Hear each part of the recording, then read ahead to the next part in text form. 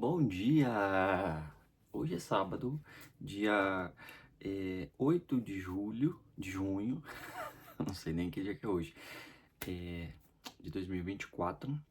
Eu estava aqui estudando, ia fazer um vídeo para postar lá no Instagram, porém hoje eu tô super sem tempo depois de editar, cortar, porque lá os vídeos precisam ser mais curtos, mas eu achei que o conteúdo é muito relevante, principalmente para os pais que estão aí iniciando a vida intelectual, intelectiva dos filhos. Talvez isso daqui vai servir de dicas para vocês se empenharem nessa árdua missão que é fazer as crianças lerem e gostar de leitura, gostar do conhecimento, gostar de aprender. Na verdade, eu tô amando essa luz aqui, ó, que gostosa, luz de sol, né, gente? Eu sou super favorável, sou super natureba, vocês já perceberam. Faz bem e além de tudo nos favorece, não é verdade? Por fim, deixa eu contar para vocês como que eu cheguei nesse estudo de hoje, né? Tem um assunto que eu estudo tem muito tempo, mas muito tempo mesmo, desde antes de eu entrar na faculdade, porque era uma coisa que me chamava muita atenção, que é a construção da personalidade. Eu cresci rodeado de adultos que falavam: Nossa, você tem muita personalidade. Oh, Matheus tem muita personalidade. Minha mãe ia até a reunião dos professores, eles falavam: Ah, o Matheus tem muita personalidade. E eu não sabia o que era ter uma personalidade, né? Achava até que era algo ruim, como por exemplo, algo que precisava ser ajustado dentro de mim. Então eu sempre cresci com essa palavra, personalidade. E conforme eu fui crescendo, fui tendo acesso a alguns livros de psicologia, algumas coisas de antropologia, eu fui entendendo que a personalidade é a nossa constituição, é quem de fato nós somos e a maneira como nós nos expressamos aqui nesse mundo. E eu acho que de fato eu tenho muita personalidade porque eu me vejo com um olhar diferente das pessoas, nem maior nem menor, mas diferente. Eu não entendi o porquê. E às vezes isso é bom e às vezes isso é péssimo.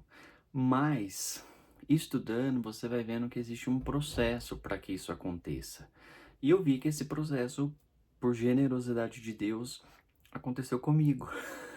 Então é um assunto assim que eu amo estudar, porque quando eu estudo sobre a construção da personalidade, eu entendo um pouco mais sobre mim, entendo um pouco mais sobre você, entendo um pouco mais sobre o funcionamento dessa loucura chamada realidade, e isso me posiciona algumas questões internas e me dá condições de agir, de criar, de intervir, de falar ou de ficar quieto, de cantar, de fazer tantas coisas. E o que eu acho assim que é o ápice de tudo isso é estar feliz, independente daquilo que você tem ou esteja fazendo. Vocês que me conhecem sabem que eu sou muito feliz. E eu não tenho grandes coisas, mas as coisas que eu tenho têm muita valia, tem muita personalidade, tem todo um toque de Mateus Lobo, mas tem esse valor porque tem toda uma construção por trás. Enfim, então é por causa disso que eu vou falar sobre o outro assunto. Porque estudando hoje sobre, sobre a personalidade, eu entendi. Acho que Augusto Cury, li muito, já fui em congressos dele, já tive mentorias, Roberto Chiniachiki, já li muitos livros de doutores também, de psicólogos, psiquiatras que falavam sobre, e vários deles apontam Jesus como a personalidade perfeita, a personalidade madura. E eu, por ser católico, também sempre tive essa vertente voltada para Cristo e fui estudar sobre ele, né?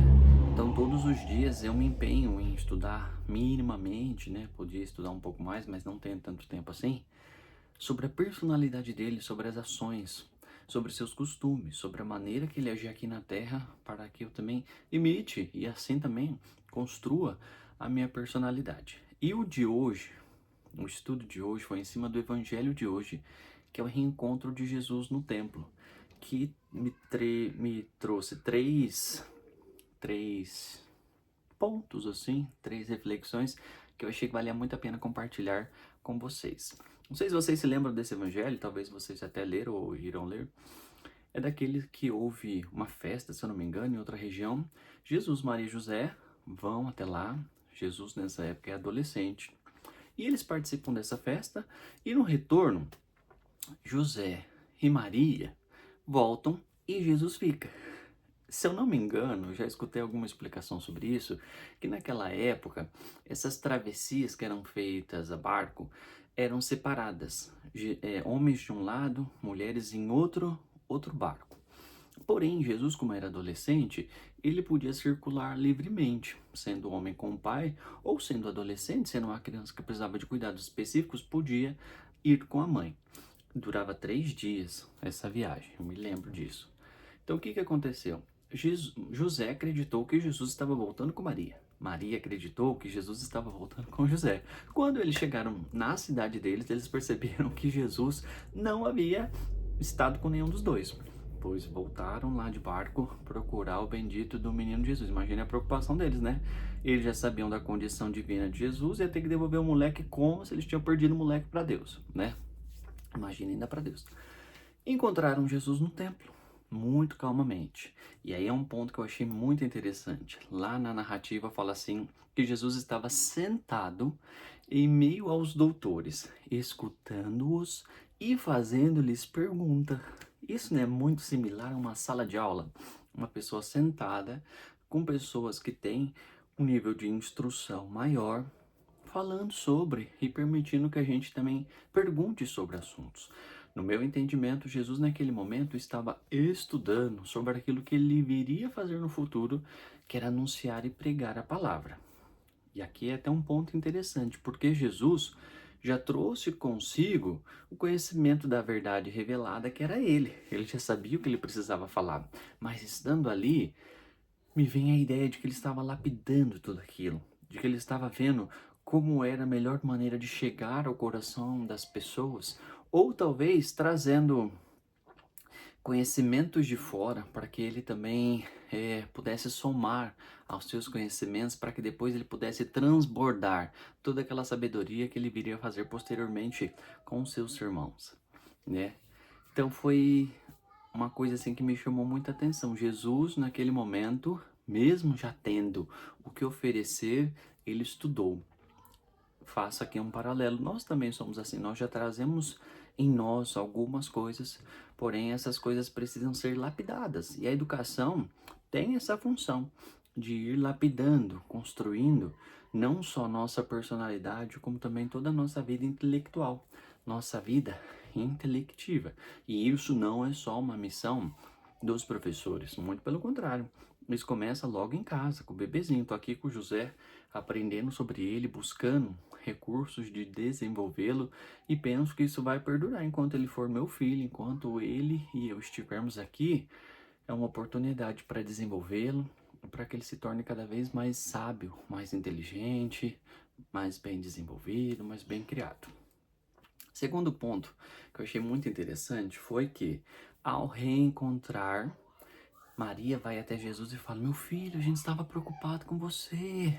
E Jesus calmamente fala: Minha mãe, você não sabia que eu devo estar ocupado com as coisas do meu pai? Não é demais? Jesus deve estar ocupado com as coisas do meu pai. Se Jesus naquele momento estava estudando sobre a verdade, a gente aqui pode entender que nós também devemos estudar a verdade revelada, porque isto vem de Deus. Isto é uma coisa do Senhor. O Senhor Jesus, na sua criação, colocou em nós também um elemento que constitui a nossa vida, que é o elemento da intelectualidade. Nós temos essa faculdade que as plantas e os animais não possuem. E por que que Deus deu pra gente? Porque ele sabia da nossa capacidade de desenvolvê-la. Nós não devemos simplesmente usá-la para mantermos a nossa vida naquela mesmice, naquela mediocridade. Nós devemos usar essa Ixi, agora me pegou, peraí. Não sei falar essa palavra. Nós devemos usar essa via intelectual para que a gente possa crescer, amadurecer, conhecer e principalmente servir. O terceiro ponto, que é o mais espetacular, que fecha também essa narrativa, é a frase que fala: E Jesus, diante disso, crescia em sabedoria, em tamanho e graça diante de Deus e também de todas as pessoas. Olha que demais!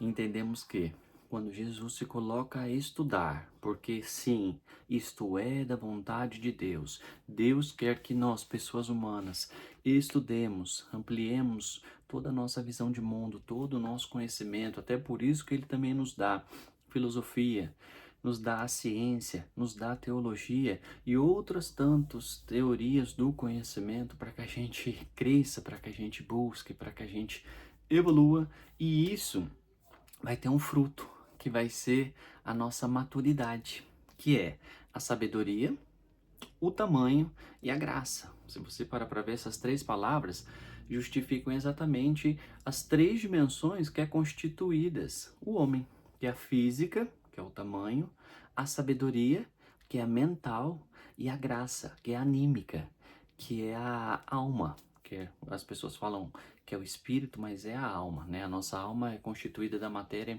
espiritual.